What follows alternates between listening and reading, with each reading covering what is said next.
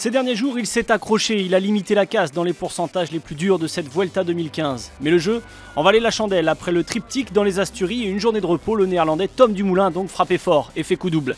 Le coureur de l'équipe Giant Alpecin, sans concurrence, a dominé ce chrono. Bonnard, son dauphin, sur cette étape est à plus d'une minute. Au général, ses adversaires pour la gagne s'inclinent. Fabio Aru reste tout de même à distance raisonnable, 3 secondes que Dumoulin devra défendre durant les 3 jours qui viennent sur la route de Madrid.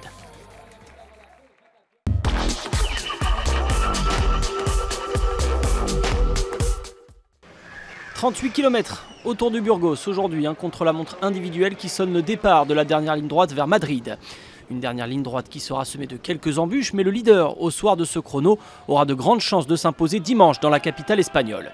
Le tracé est plat dans Burgos, les rouleurs auront donc un avantage non négligeable et le duel entre Tom Dumoulin et les 3 leaders au général reste à surveiller, de même que la lutte pour la victoire d'étape à laquelle pourra également se mêler le néerlandais de l'équipe Giant Alpecin, 4e du classement ce matin à moins de 2 minutes du leader Joaquim Rodriguez. Avant que les leaders ne s'expliquent, quelques spécialistes du chrono perdus dans le classement général et qui ont encore gardé de l'influx font tomber le chrono. C'est le cas de Maciej Bonnard de l'équipe Tinkoff Saxo, 3 fois champion de Pologne et 150e au général à plus de 3 heures des leaders. Il signe le temps de référence, 47 minutes et 0,5 secondes, un temps qui tient jusqu'au départ des favoris des 10 meilleurs au général.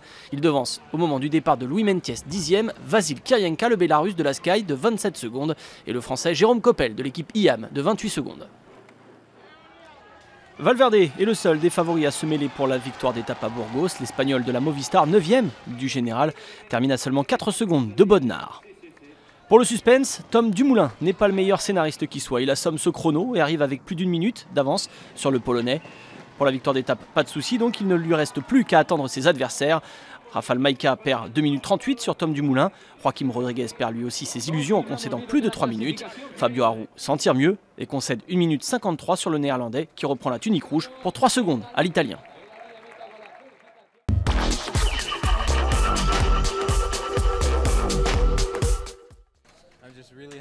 Je suis d'abord ravi de cette victoire aujourd'hui. Ça a vraiment été un bon chrono pour moi et je suis très content. C'est presque comme dans un rêve.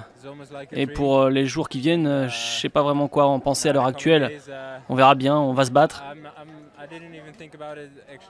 Mais je veux d'abord fêter cette victoire avec toute l'équipe et on verra bien pour la suite.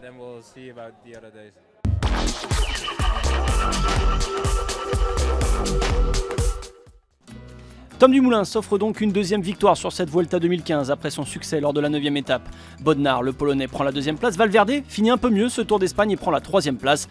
Au général, redistribution des cartes, Aru reste à la 2e place, mais derrière Dumoulin, désormais, Rodriguez est 3e. Les belles opérations de la journée sont également pour les Movistar, Valverde et Quintana, qui gagnent 3 places chacun et reviennent se mêler à la lutte pour le podium final.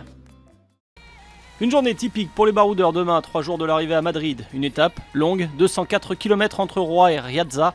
Un profil accidenté et un col de première catégorie, le col de la Quesera, dont le sommet est situé à 13 km de l'arrivée, pour faire le tri dans le groupe d'échappés, à moins que quelques favoris ne profitent de ce col pour faire des écarts.